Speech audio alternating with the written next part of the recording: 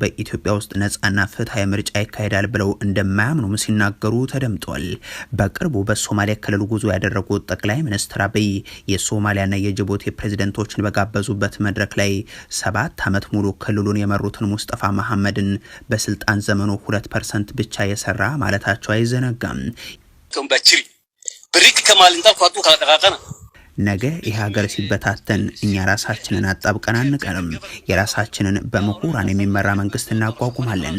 ይሄ የምናቋቁመው መንግስት ደግሞ በ6 ወር ወይንም በ1 ዓመት ውስጥ ምርጫ የሚያካሂድ ይሆናል። እኔ 130% እርግጠኛ ሆኜ ከደገሃቡር እመረጣለሁ።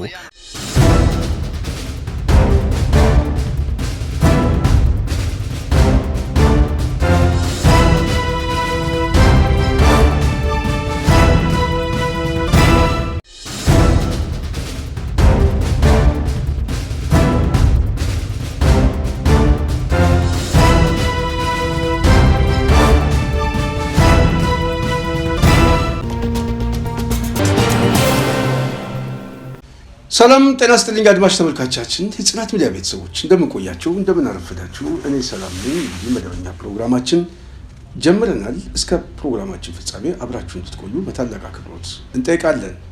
የጽናት አድማጭ ተመልካቾች፣ ዛሬ በዋናነት የምናነሳው አጀንዳ ከህወሓትና አማራ ክልል አሁን ተጠናክሮ ከሚገኘው ትግል አኳያ ትንሽ ሀሳቦችን እንዳስሳለን።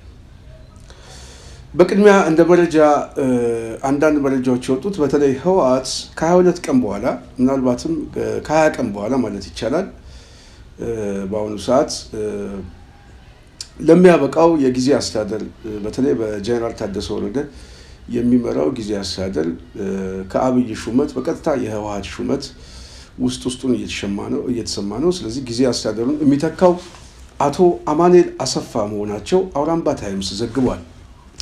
ስለዚህ ህወሓት ከ20 ቀን በኋላ ምናልባት ከ3 ሳምንት በኋላ ለሚያልቀው የጊዜያዊ ሽግግር አስተዳደሩ ምትክ አቶ አማኑኤል አሰፋን በውስጥ በኩል መመደቡ ታውቋል። እንግዲህ የአብይ የስምምነት የፕሪቶሪያ ስምምነት ተቀደደ ተብሏል። ያው የተቀደደውን ስምምነት ከዚህ በኋላ አፈጻጸሙስ ምን ይሆናል የሚለው ትንሽ በተወሰነ መልኩ እናየዋለን ማለት ነው። አሰላለፉ እየተቀየረ ስለሆነ በሌላ በኩል የጽናት ሚዲያ ቤተሰብ የሶማሌ ክልል ፕሬዝዳንት ሙስጠፌ የተናገረውን እንሰማለን። በጣም የሚገርም ንግግር አስቀምጧል።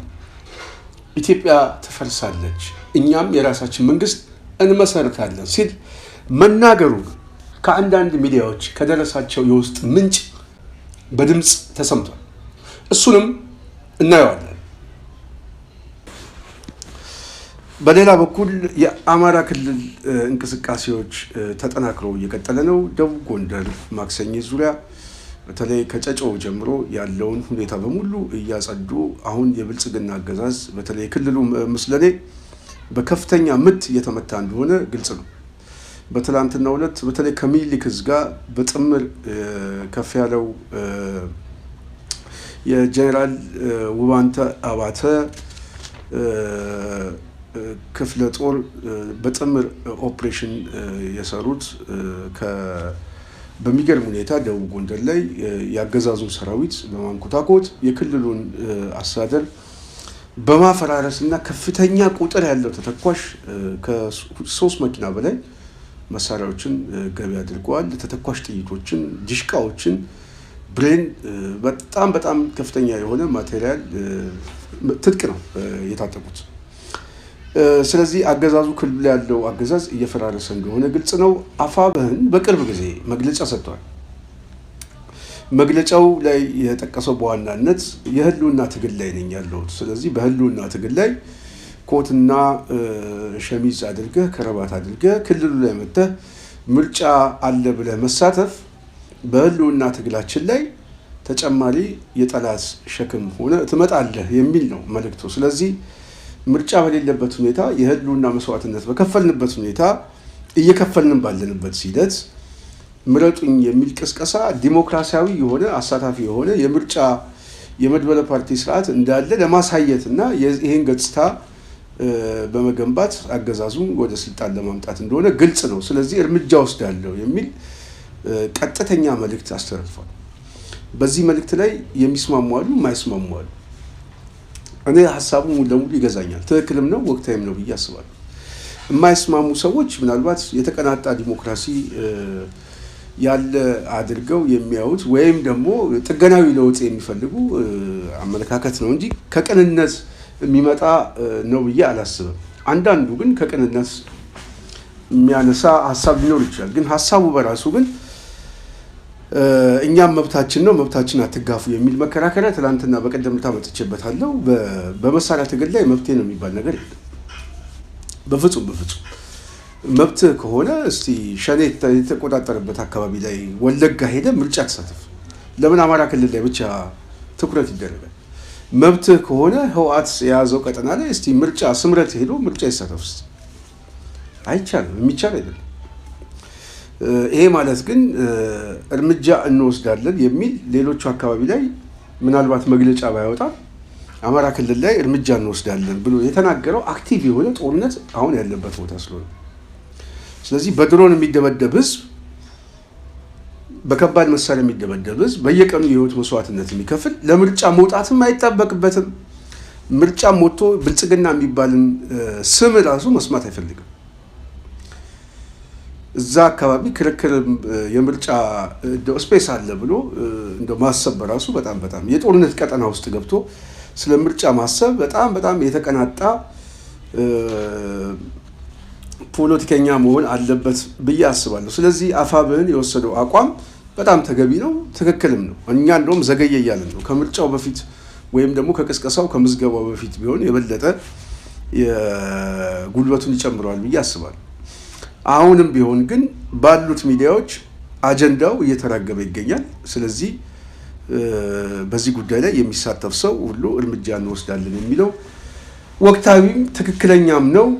ምርጫ በሌለበት ሁኔታ ምርጫ አለ ብሎ ማሰብ በጣም ስህተት ስለሆነ የአብይን በየትኛውም አጋጣሚ ህልውናውን እንዲያከስም መታገል ያስፈልጋል። አንዱ ደግሞ ከምርጫ ጋር ያለው ማጭበርበሪያ መንገዱ ስለሆነ እሱን ዘግቶ መጫወት ደግሞ በጣም የፖለቲካ ሴናሪዮ ነው ብዬ አስባለሁ። አንድ የትግል ቁልፍ መሳሪያ ነው። ይሄንን ተንተርሶ ታዲያ ምንድነው ጽናት ሚዲያ አፋብህን ከመግለጫው በኋላ አፈጻጸም ያወጣል የሚል ጉዳዮች ነው በስፋት ሲጠቀስ የነበረው። አፈጻጸሙ በውስጥ በኩል አወጥቷል። በውስጥ በኩል አፈጻጸሙን አወጥቷል። በተለይ ባለፈው ጊዜ ከ2000 በላይ ካስመረቃቸው ኮማንዶ ስፔሻል ኮማንዶ ውስጥ ይሄንን ሊፈጽም የሚችል ራሱን የቻለ አጥቂ ቡድን በሁሉም አካባቢ ላይ እንዳሰማራ እየተሰማ ነው ያለው። ጽናት ሚዲያም በውስጥ በኩል መረጃዎች እየደረሳት ነው።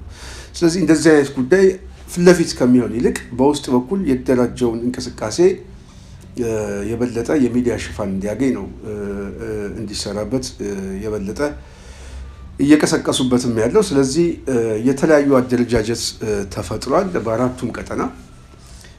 በተለይ ከተማ አቀፍ የሆነ እንቅስቃሴ ላይ ምርጫ እናደርጋለን የሚል የብልጽግና ሀሳቦች አሉ። ገጠር ውስጥ አንገባም፣ የህይወት መስዋዕትነት ከምንከፍል ከተማው ላይ ብቻ ምርጫ አድርገን ያን የከተማውን እንቅስቃሴ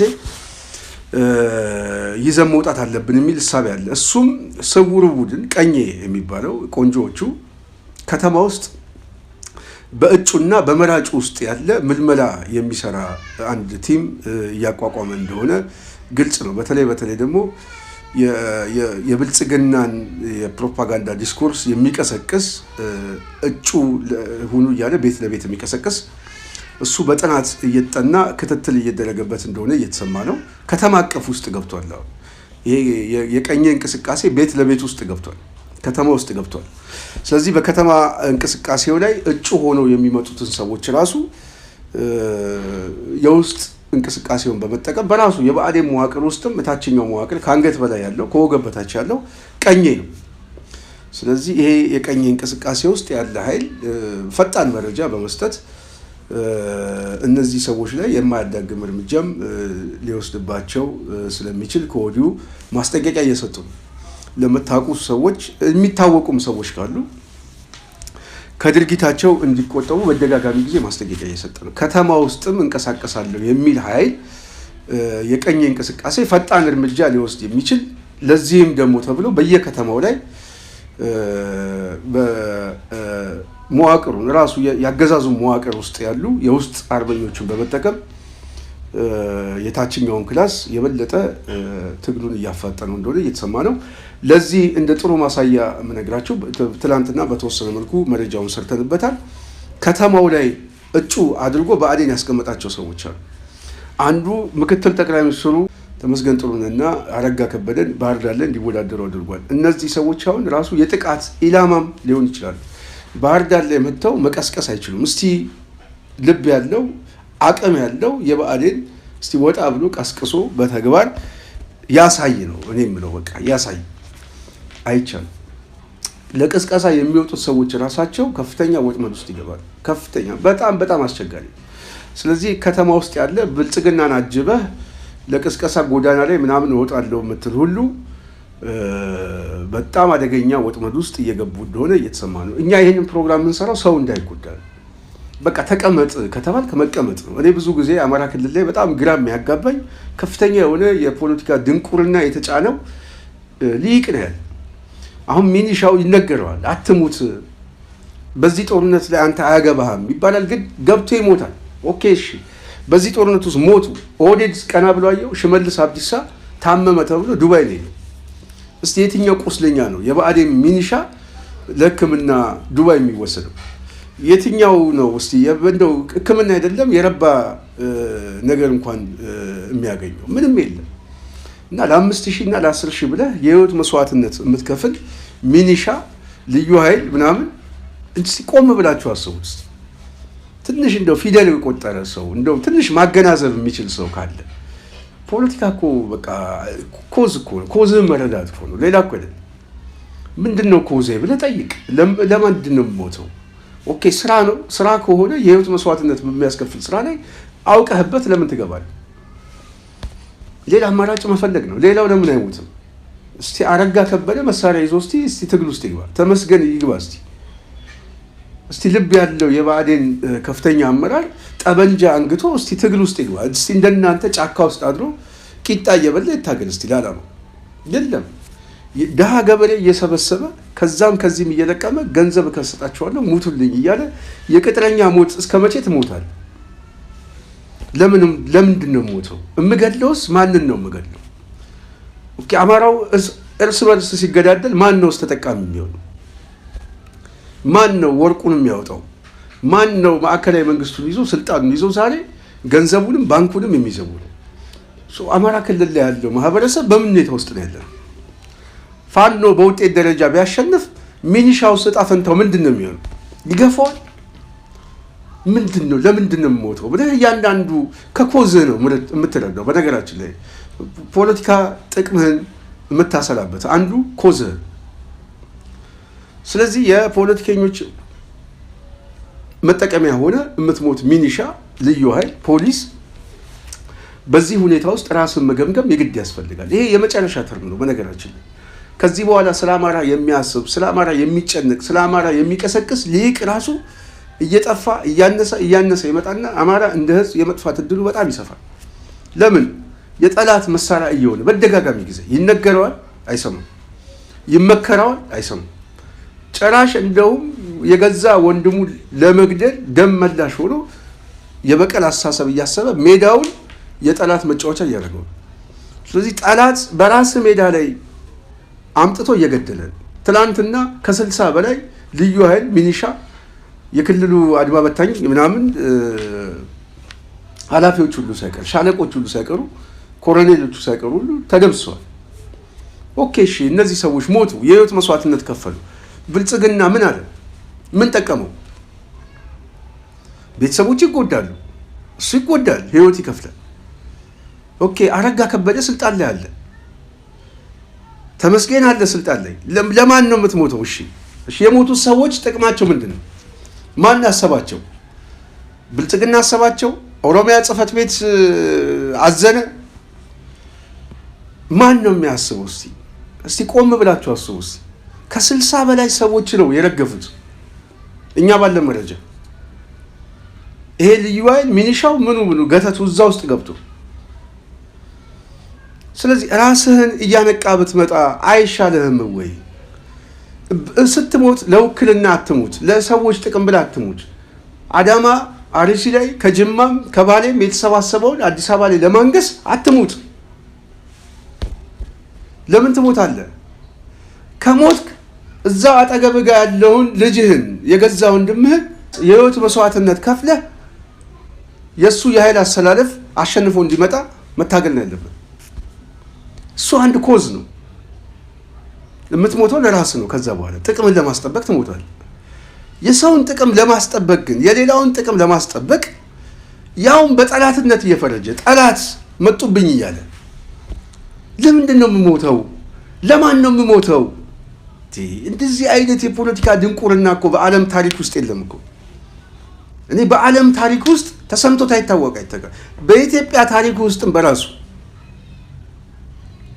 የለም እኮ። አማራው ላይ የመጀመሪያ ይመስለኛል።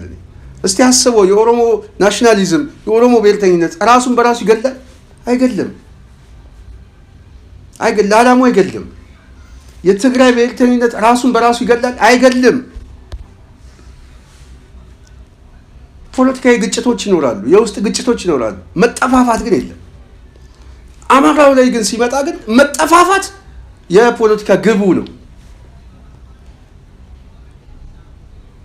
ደግሞ የሚጠፋፋው እታች ያለው በጣም ምስኪኑ ዳው ለእንጀራ ብሎ ለምናምን የሚገባው ገበሬው ልዩ ኃይሉ በአንጻራዊነት በአብዛኛው ደግሞ ማንበብ መጻፍ ላይ ከፍተኛ የሆነ ችግር ያለበት የግንዛቤ ችግር ያለበት በአዴናዊ የሆነ የፖለቲካ ርዕዮተ ዓለም ብቻ የተሸከመ ባለፉት 30 ዓመታት እና ብቸኛ አዳኝ አድርጎ ራሱን የሚመለከት በአዴን በጣም የሚገርም ቀኖና እኮ ነው። ይሄ የፖለቲካ ቀኖና በጣም የሚገርም ነው። ከዛ አመለካከት ራስህን እያሸነፍክ ውጣ። ለማን ነው የምሞተው? ይሄ ትግል አንተ አታሸንፍም። በዚህ ትግል ውስጥ መዳከም ካለ ፋኖ ከናንተ ጋር እየታኮሰ ተዳክሞ ሜዳው የጠላት ሜዳ ሆኖ መጫወቻ ይሆናል እንጂ እውነት እናንተ አታሸንፉ። የብአዴን አስተሳሰብ አማራ ክልል ላይ አያሸንፍም። ማሸነፍ አይችልም። ያበቃ ጉዳይ ነው። እድሜውን ጨርሷል። የትግል እድሜውን ጨርሷል። ያገዛዝ እድሜውን፣ የተላላኪነት የአድርባይ እድሜውን ዘግቶታል፣ ጨርሷል። ከዚህ በኋላ አማራን ለተራዘመ የምስለኔ አስተዳደር ማስቀጠል ወደማይቻልበት ደረጃ ደርሷል። ትኖራለህ፣ እድል ተሰጠ። አንድ ከፋኖ ጋር ተቀላቅለ በዚህ የህልውና ትግል ውስጥ ራስን ታስቀጥላለህ። ሁለተኛ እድል ተሰጠ። ሶስተኛ እድል ከሁሉም ነገር ውስጥ አልገባም የምትል ከሆነ ቤትህ ተቀመጥ አለ። በቃ ቤት ተቀመጥ፣ እኛ ጋር አትቀላቀል። ከብልጽግና ውጣ፣ ምርጫ እጩ ነኝ ምናምን የምትለውን ውጣ። እኛም ወደ አንተ ጥይት አንተኩስም፣ አንተም ወደኛ ጥይት አተኩስብን። ቀኛ ራሳችን በቂ ነን፣ እንጨርሰዋለን ትግሉን። አንተ ግን ልጆችን ይዘህ ቤተሰቦችን ይዘህ ወላጆችን ይዘህ ቤት ተቀመጥ ተባልክ። ከዚህ በላይ አርቆ ማሰብ ምን አለ? ከዚህ በላይ እድል መስጠት ምን አለ? ይሄንን አልጠቀምህም የምትል ከሆነ ግን እኔ ምንም ጥያቄ የለም፣ ትደመሰሳለህ። በጣም ነው የምትደመሰሰው። አንተ ትተኩሳለህ፣ ሌላው የሚተኩስብሃል። የጠላት ሜዳውን የጠላት መጫወቻ ታደርገዋለህ። መጨረሻ ላይ የኦሮሙማ መጫወቻ ነው የምታደርገው። ግን ትጠፋለህ፣ ትደመሰሳለህ። ስለዚህ ድህነትን የሚያሳስብህ ከሆነ አማራነትን የሚያሳስብህ ከሆነ አማራነትን ለማጥፋት ሳይሆን ለማስቀጠል በሚደረግ የህልውና ትግል ላይ ከአንተ የተሻለ መሬት ላይ ይሄ ገብቷቸው የሚታገሉ ፋኖቹ ከፍተኛ ግንዛቤ ያላቸው ካረጋ ከበደ አስተሳሰብ ከተመስገን ጥሩነት ተላላኪነት መሬት ላይ ያለ ሰው አንድ ጠበንጃ ያዘ የፋኖ እንቅስቃሴ ያለ ሰው የተመስገን 10 የተመስገን አስተሳሰብ ሊበልጠው የሚችል ያስተሳሰብ አድማሱ የሰፋ ሰው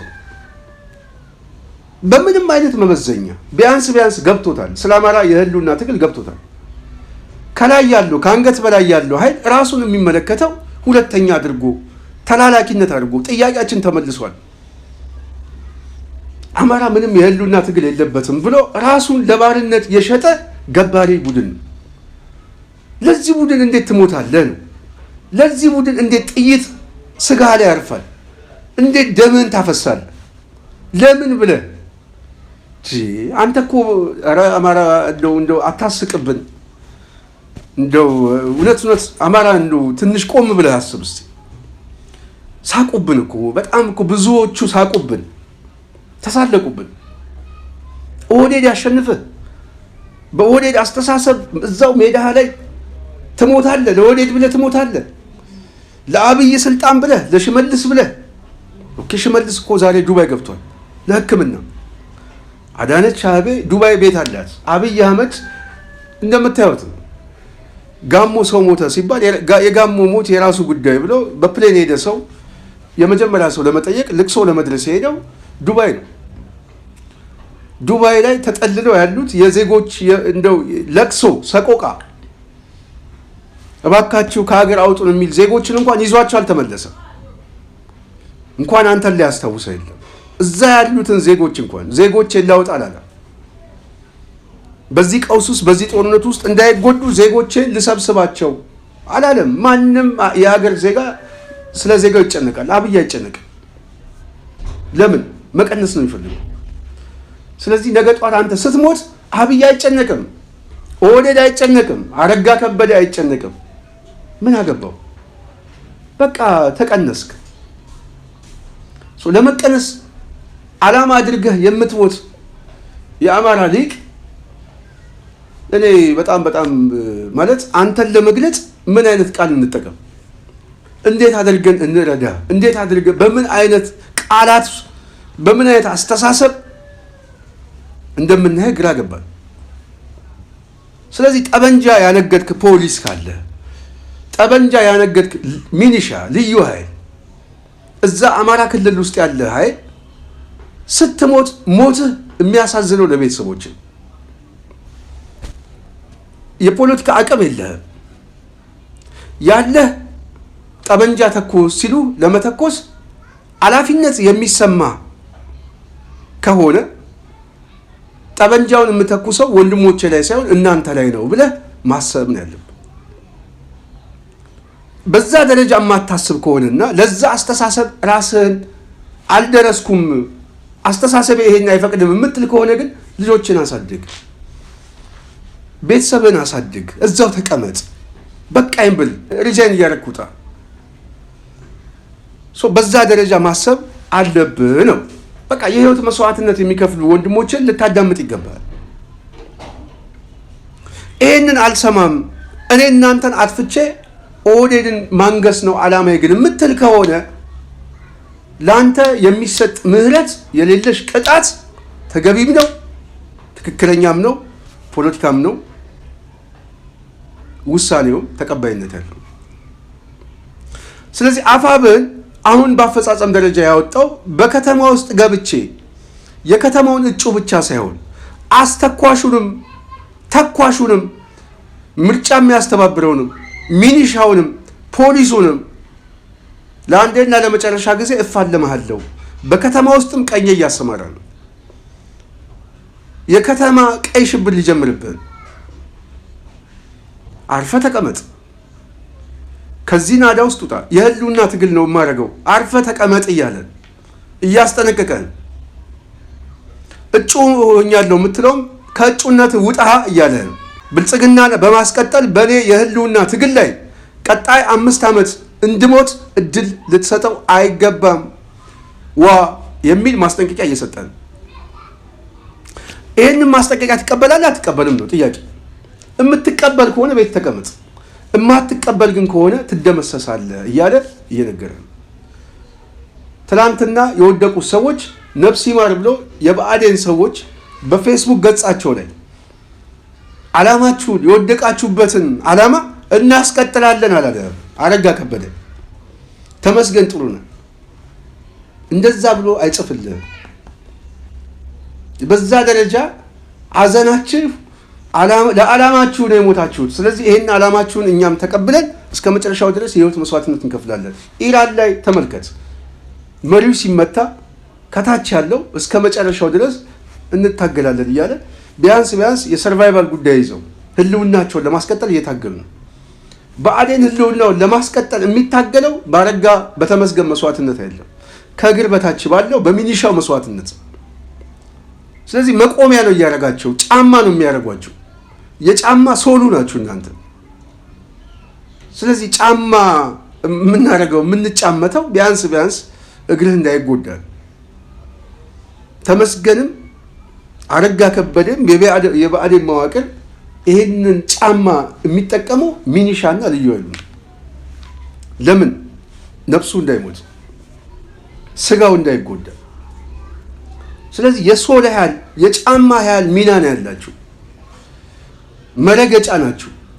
ለመረገጫው አመቺ ሆናችሁ ለምን ትገኛላችሁ? ይሄ ዓላማ ነው። ይሄ ግብ ነው። ይሄ ውጤት ነው።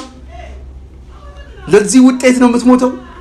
እኔ አማራ በጣም እውነት የኦሮሞ ሊቃን ሰብሰብ ብሎ ተሰብስበው እየሳቁብን፣ ጽንፈኛው ቡድን እየሳቀብን ነው። ስልጣኑ የኛ ነው፣ ጠላቶቻችን መጡብን፣ ጊዜው የኛ ነው፣ መጤዎችን አባራቸው ቢለያዙ ምናምን የሚለው ጽንፈኛው ኦሮሞማ ቁጭ ብሎ እየሳቀብን ነው። በዚህ ደረጃ እኮ ነው አማራ የሚያስበው።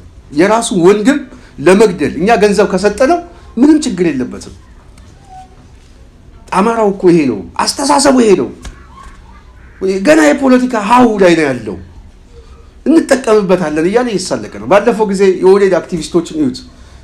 አረጋ ከበደን እጠረጥረዋለሁ፣ ተመስገን እጠረጥረዋለሁ እያሉ እየጻፉ ነበር። ለምን ተጠቀሙባቸው።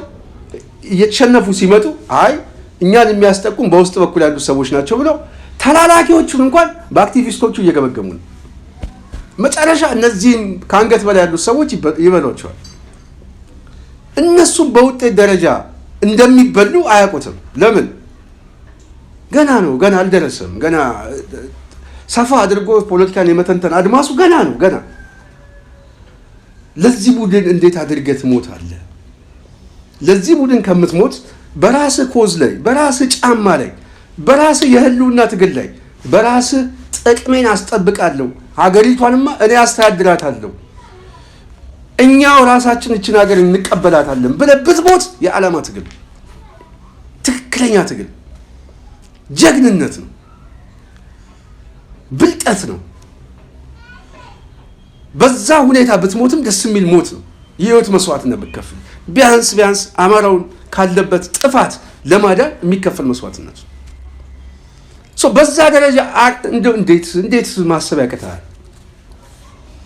ሚሊሻው በተለይ ደግሞ ትንሽ የሆነ ይሄ ኢንተሌክቹዋል የሆነው በየቢሮ ውስጥ የተቀመጠው ምናምን የብአዴን መዋቅር ውስጥ ያሉት ሰዎች ከታገልክ በውስጥ በኩል በደንብ ታገል፣ አገዛዙን ለማፍረስ ታገል። ካልታገልክ አንተም የምርጫ እጩ ሆነ ምናምን በየድግሱ ምናምን እየመጣ እጀባ ለመስጠት እኔ በጣም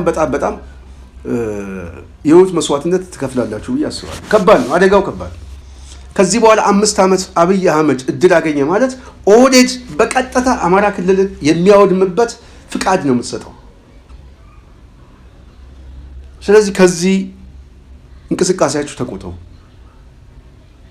እኛ አሁንም መልእክት እናስተላልፋለን። ልዩ ኃይል ሚኒሻ ከሰኔ 30 በኋላ መንግስት የለም፣ ብልጽግና የለም፣ ፈርሷል።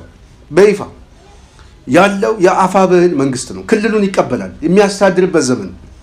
ከሰኔ 30 በኋላ በራሱ በክልሉ በጀት የፌዴራል መንግስቱን አታክ እስኪያደርገው ድረስ ከአዲስ አበባ እስኪሸኘው ድረስ ሙሉ ለሙሉ ክልሉን ቴክኦቨር አድርጎ የሚቀበልበት ነው።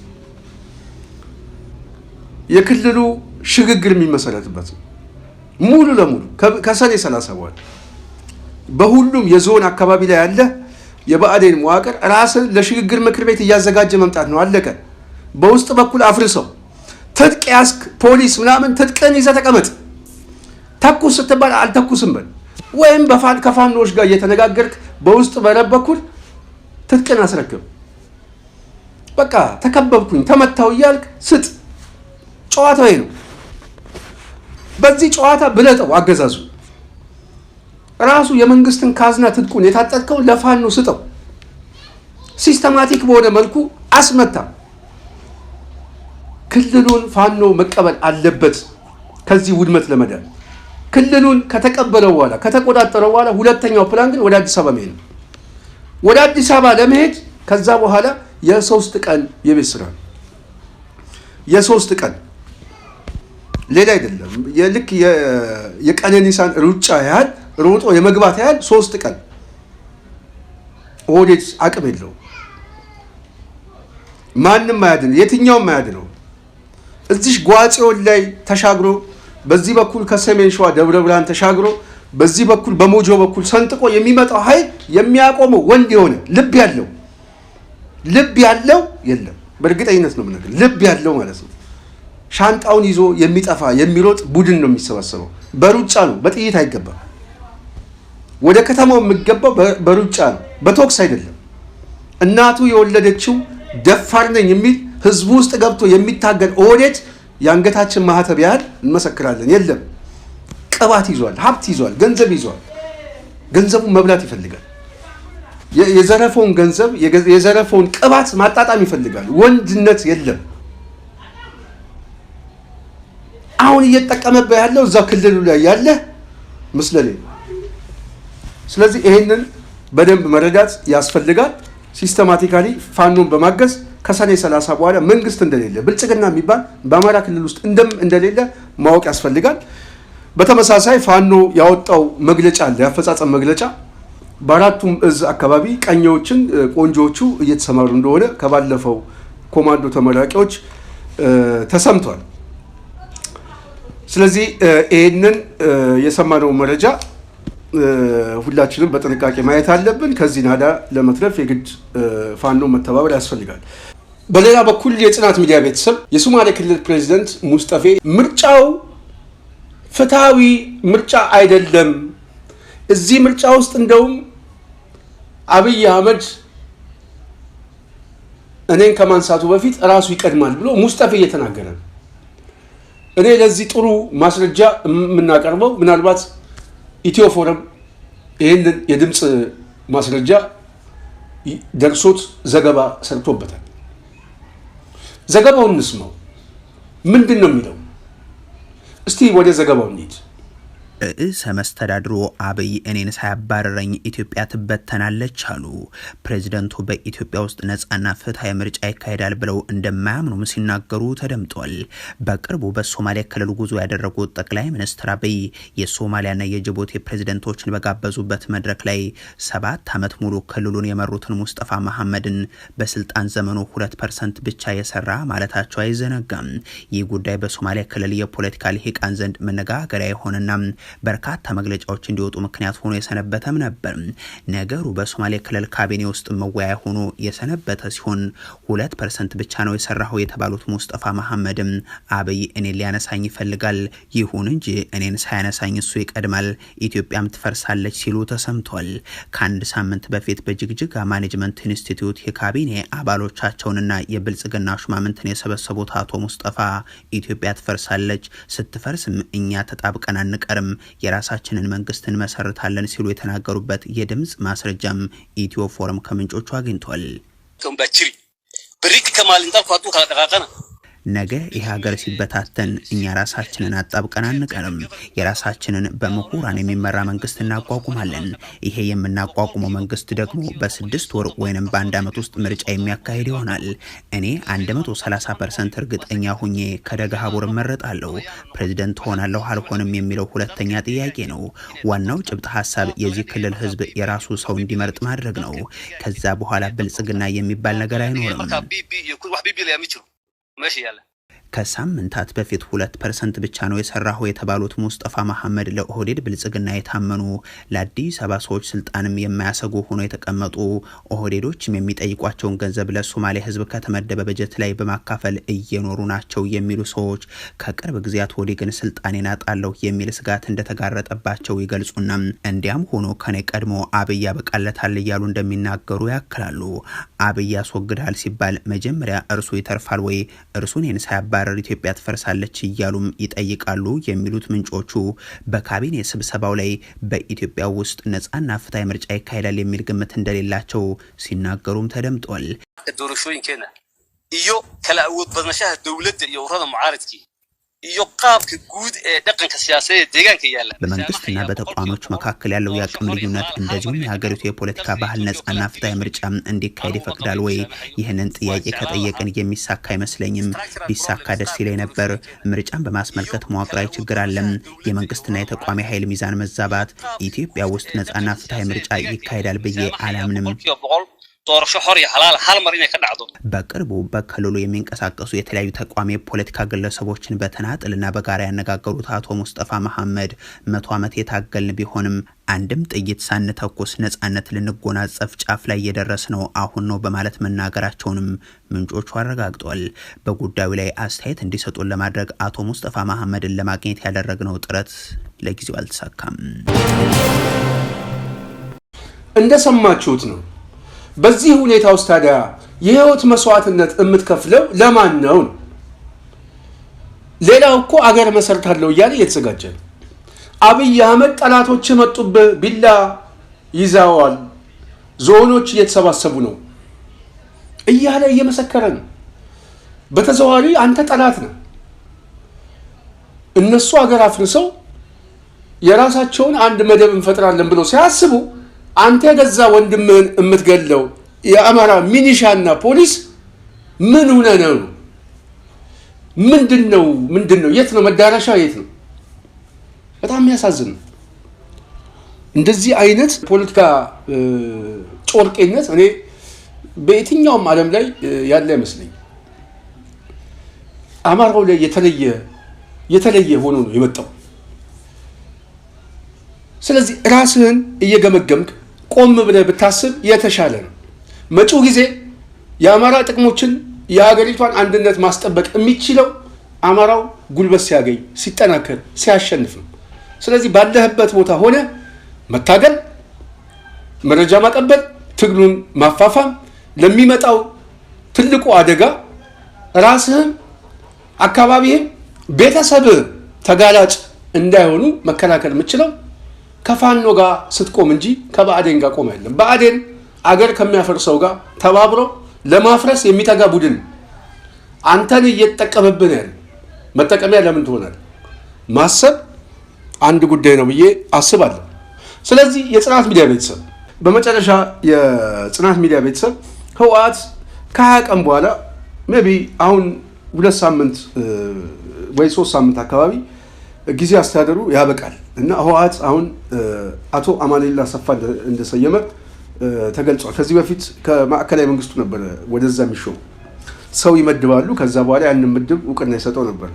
አሁን እሱ አብቅቷል። ምርጫ ቦርድ ህወሓትን ዘግቷል። ትግራይ ላይ ምርጫ እንደማይደረግ ግልጽ ነው። ጊዜ አስተዳደሩ ጊዜ ላይ ያበቃሉ። ከዛስ በኋላ አብይ ሰራዊት መድቦ ነው ጊዜ አስተዳደር የሚሰይመው።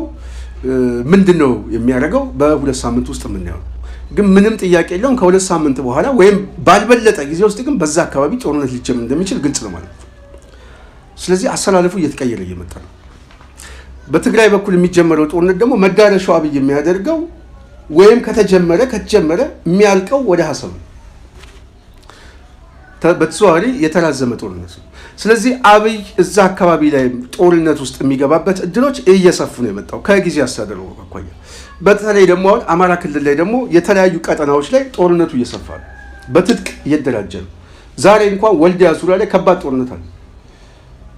ጦርነት ላይ ናቸው ያሉት። አዲስ አበባ ዙሪያ ላይ እንደውም የፋኖ እንቅስቃሴ ድሮን እየታጠቀ ነው። አጥፍቶ የሚጠፋ ድሮን በቃ አሁን ሲስተሙ ሁሉ አሁን ፋኖ ራሱ አሁን ከዘመኑ ጋር አብሮ የሚሄድ እንቅስቃሴ ውስጥ እየገባ ነው። በተመሳሳይ አዲስ አበባ ዙሪያ ላይ አሁን ከባድ ውጊያ ሊደረግ ዝግጅቶች እንዳሉ በቅርቡ አፋብን አሳውቋል። በሁሉም ቀጠና ላይ በጣም የተጠናከረ ዘመቻ ሊጀምር። አዲስ አበባ ላይ ደግሞ ህዝባዊ እምቢተኝነት የመነሳት እድሉ በጣም ሰፊ ሆኖ ለዛ የሚሆን ከፍተኛ ስራ እየተሰራ ነው። ስለዚህ ይሄ አገዛዝ እድሜ የለውም። በዚህ ዓመት ውስጥ ይደመሰሳል።